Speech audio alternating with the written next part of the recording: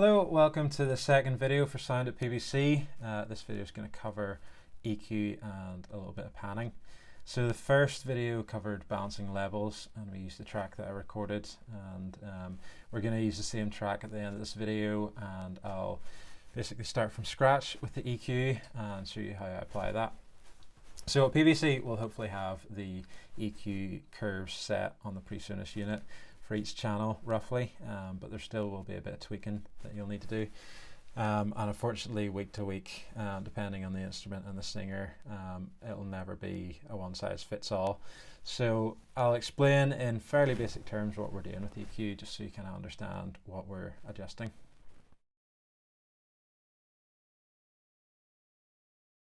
Okay, so here we have our frequency audio spectrum. And basically, before we do any EQing, it's important that you roughly know what each section of the audio spectrum sounds like. So you can say it goes from, this is kind of the range of human hearing, is that we can hear from 20 hertz until 20 kilohertz, so 20 cycles per second, or vibrations a second, up to 20,000. And you'll notice there that the spread is logarithmic, so the difference between 100 and 200 hertz is quite wide here, but up here, you know, that's 10,000 hertz. So it's just important that you bear that in mind when you're doing this. Okay, so I'm gonna let you hear what a filter sounds like as we sweep up through the audio spectrum. I'll turn on some pink noise here, or white noise, which is basically every frequency on, so you'll be able to hear each of the tones.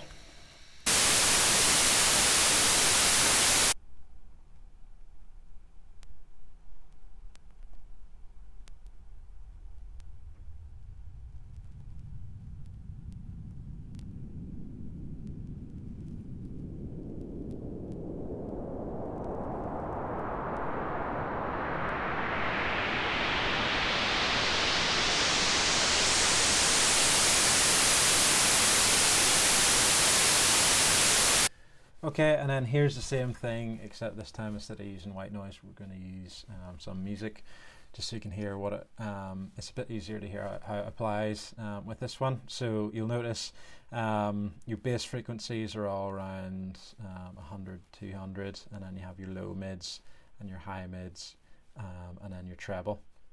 So have a listen as I open this filter up.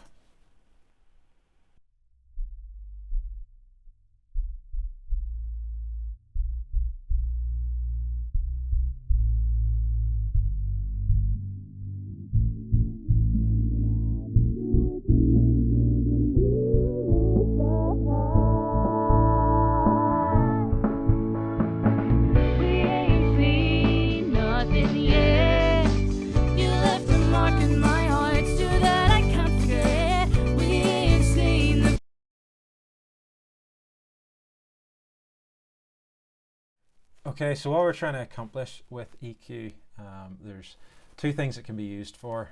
One is kind of correcting the sound of an instrument. If there's like a weird resonance in it or something, we can use an EQ to correct that. But the more common use of EQ, the second one, is to create clarity in a mix. So you have a lot of instruments playing together, and you want to be able to create space in those instruments for them all to fit together. So I've heard lots of metaphors for what EQ does, like cakes and like ingredients in a sandwich and different things, but the best I've heard is stone sculpting. So think of your EQ as your hammer and chisel, and your raw audio as a stone, and your goal is to try and build a wall with all the stones fitting together. So naturally some of the stones should fit together, some of the instruments should naturally fit together with the frequencies that they have, but sometimes you'll have to do a bit of sculpting to get them to form together, to form something really solid. So because we want our instruments to kind of fit together like stones in a wall, it all starts with what the musicians are playing on stage. So I'm going to give you a little example here of two guitar parts with a piano part. The first one will be playing in the same register as the piano, and it'll sound muddy and kind of undefined, and then the second one will be a higher up capoed part, that will be a lot clearer. And basically, if you think of these like the rocks that are going into your wall, you want them to naturally fit together. So most instruments will naturally fit within their respective frequencies, and you won't have to do too much work. So musicians should be thinking about their parts in relation to where they are in the audio frequency spectrum, or just bearing in mind what register or octaves they're playing in relation to the rest of the band.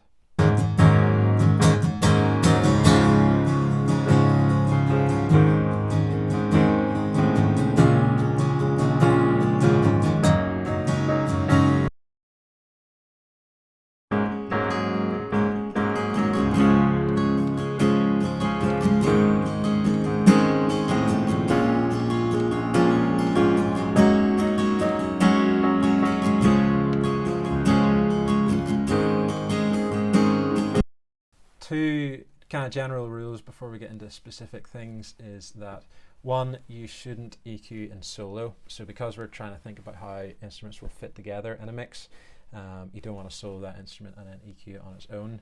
You want to be EQing it in relation to the whole mix of instruments. So sometimes a horrible bass tone on its own might work perfectly within the context of the mix. Second one is that try to cut frequencies before you boost them. So deductive EQ is always better than additive EQ, and you'll see me doing this a bit later on. Think of it like hammer and chisel. You're cutting off frequencies so things fit together. Occasionally you'll need to boost things, and that's kind of like adding on something to the stone, but always remember, cut frequencies before you boost.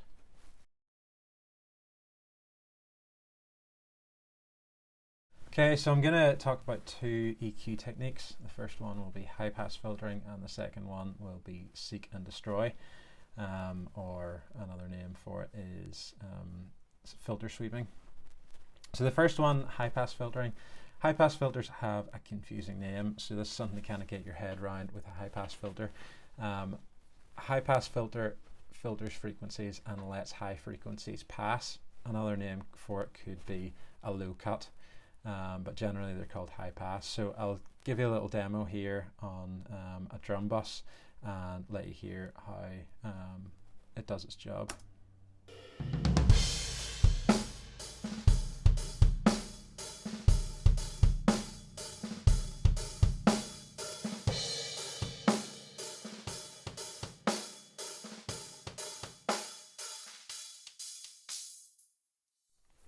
So high pass filters, I basically have them on most channels when I'm mixing, and it clears up a lot of mud and gives the whole mix a bit more clarity. So first thing I put them on is vocal mics.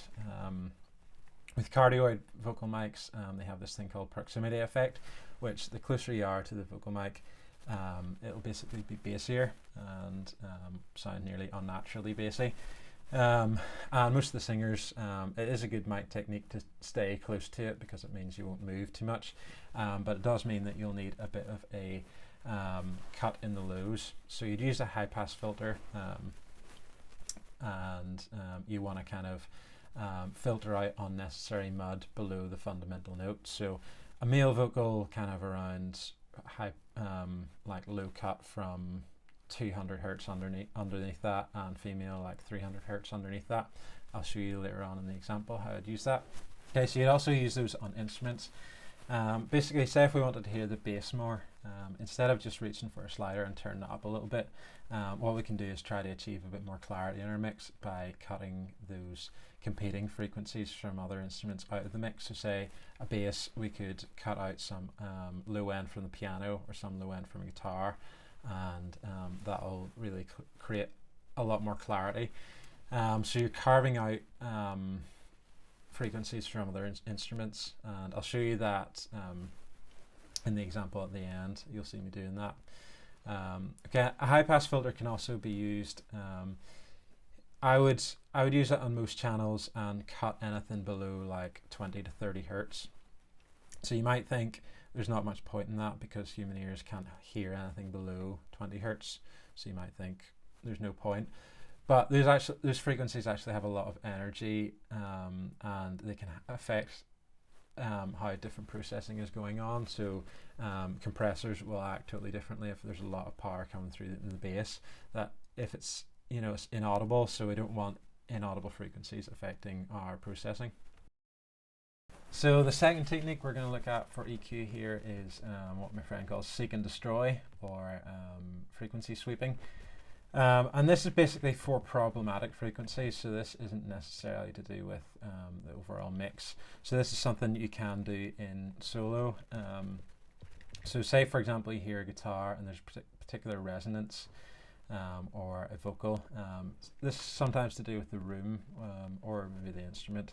But mainly the room is that there's certain frequencies that resonate more because of the shape of the room. So this frequency, basically we seek it, we find the problematic frequency, and then we cut it. So if you have a great ear for frequencies, you might know straight away what the frequency is, but I don't know many people who can do that, and it only comes with a lot of experience. So let's have a look on our EQ here. So basically we want to boost a band and make sure that it has a high Q. So this is our Q value here. It has it in PreSonus as well. And basically the lower the Q, the wider the band. The higher the Q, the more narrow the band. So we want a really narrow band, and then we'll boost it up. Okay, and I'm going to play it here, and basically we're going to search around for a problematic frequency. It's something that will just sound resonant and kind of nasty, and then once we find it, we can cut it.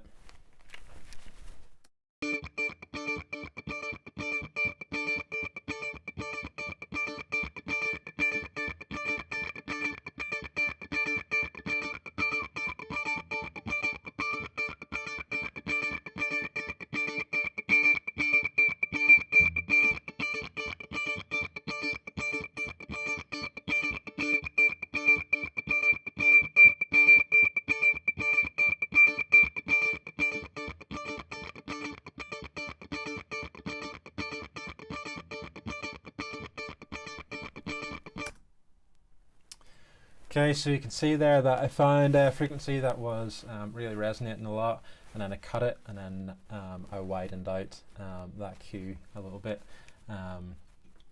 That's how you do seek and destroy. Okay, so just a quick little section on panning I thought I'd throw into this video.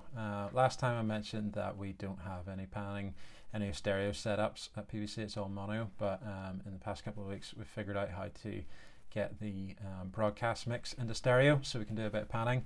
And that'll just sound a lot better instead of everything just being down the middle. It means we can separate things out a little bit in the stereo field.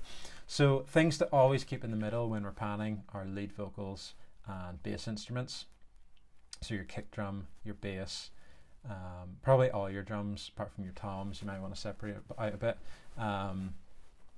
So kick, snare, bass, lead vocals should always be in the center. Piano probably in the center too. But things like guitar, you can put it a little bit off to the side, and backing vocals, you can put those, spread those out a little bit. When I was mixing the string quartet, I had those spread across the stereo field, which just sounds a lot better than everything being focused in and mono in the center. So I'll show you a little bit of how I'll do this in our example here. So the guitars in this are already panned hard left and right, so you have that stereo feel from last time. It was just a mono mix, but it's in stereo now, so you have those guitars panned out hard left and right, and your drum overheads as well. So the only real panning I'll do here is our backing vocals, just so you can hear what that's like. You're coming back in glory, and so we lift you high. You are the wonder-working savior of my life, and you rewrite my story. So it just creates a bit more of a spread, and the whole thing sounds nicer in stereo.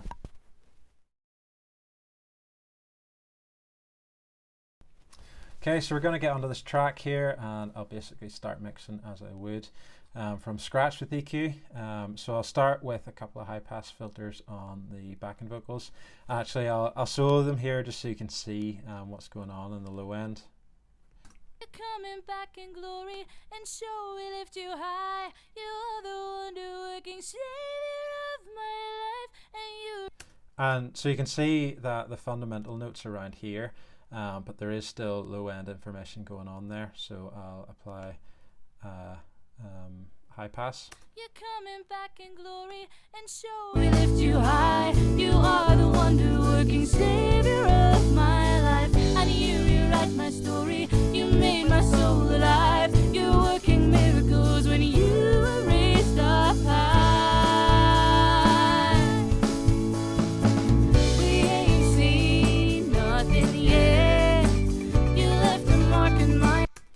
So that's a few high pass filters on the vocals. You probably won't be able to hear much of that, but it will just clean up things nicely. I think that lead vocal is already processed, so it's already quite clean. Okay, so I'm going to move on to our bass sound. So the separation between kick and bass, we want our bass a bit lower and our kick drum a bit lower frequencies, and our bass around mainly around 100 hertz. So I'm going to use a high pass for that. You're coming back in glory, and so we lift you high. You are the wonder-working Savior of my life, and you rewrite my story. You made my soul alive. You're working miracles when you were raised up high. We ain't seen. And then I'll put a high pass on the drums as well, just so there's no random low frequency information down there. You're coming back in glory, and so we lift you high. You are the wonder-working Savior of my life, and you. I'll put that on about 30 hertz. And now if we listen to one of the guitars here,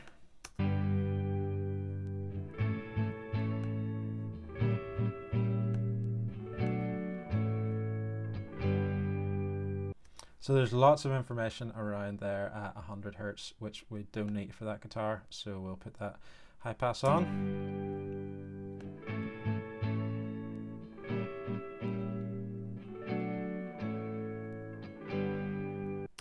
And that'll be enough for that just to clean up, and piano as well. You're coming back in glory.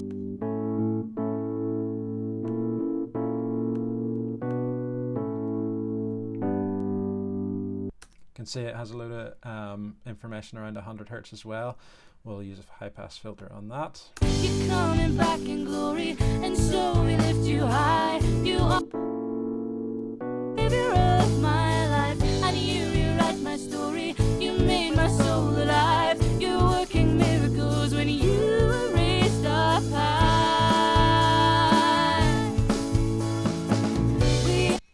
Okay. And I'm going to put a high pass on the drum overheads as well, because sometimes you can get a lot of kick drum in the overheads, which isn't always wanted. You're coming back in glory, and so we lift you high. You are the wonder-working Savior of my life, and you rewrite my story. You made my soul alive. You're working miracles when you were raised up high.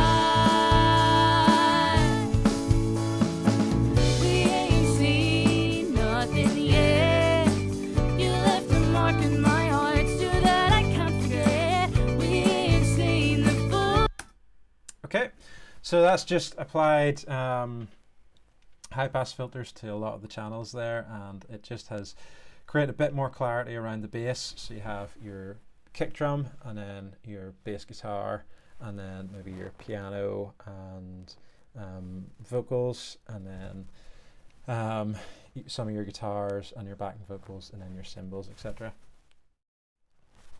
Okay, now I'm going to have a little look at some more low end and try and get that kick a little bit punchier and that bass a bit punchier as well. So here's, whenever we said additive is always better than, or subtractive EQ is always better than additive EQ. Here we're going to use a little bit of additive, just because as it is, there's not quite enough punch in that kick drum. or I'd like to sculpt the bass a little bit more. So I'm going to emphasize some of the lower frequencies on the kick drum, and then emphasize around 100 hertz on the bass, and you'll hear how that sounds. You're coming back in glory, and so we lift you high. You are the wonder-working Savior of my life, and you rewrite my story. You made my soul alive. You're working miracles. You'll definitely want to be using earphones or a good set of speakers for this, or else you won't be hearing any of these frequencies at all. So make sure you have your earphones in and you're listening along. You're coming back in glory, and so we lift you high. You are the wonder-working Savior of my life, and you rewrite my story. You made my soul alive. You're working miracles when you were raised up high. We ain't seen nothing yet. You left a mark in my heart, still that I can't forget. We ain't seen the fullness of your power. There's still so much to come. There's still so much to come.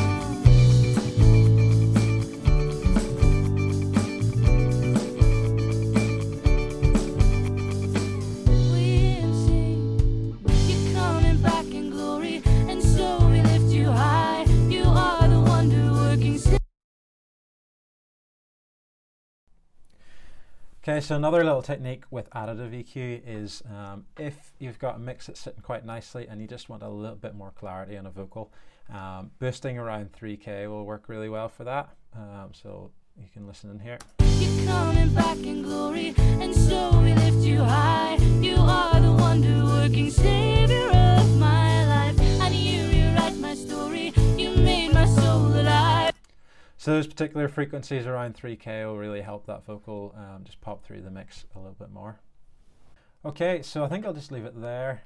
There's probably a lot more fine tuning I could do on that, but even just applying those high pass filters just cleans everything up very nicely, and yeah, just sculpting the bass a little bit always helps a track. I didn't really need to do any seek and destroy stuff on there because there weren't any frequencies that were bothering me.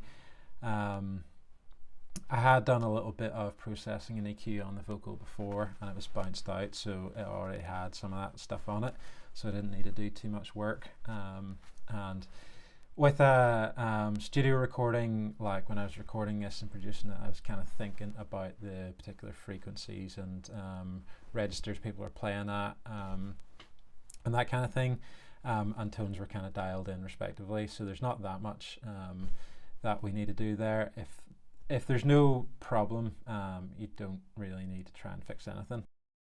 Okay, that's the basics of EQ covered then. If you have any questions about that, give me a message and I'll be happy to get back to you. It looks a bit different in my software that I'm using on my laptop, but the principles are the exact same for the PreSonus. It's a graphic EQ and it looks the exact same. So yeah, thanks for watching.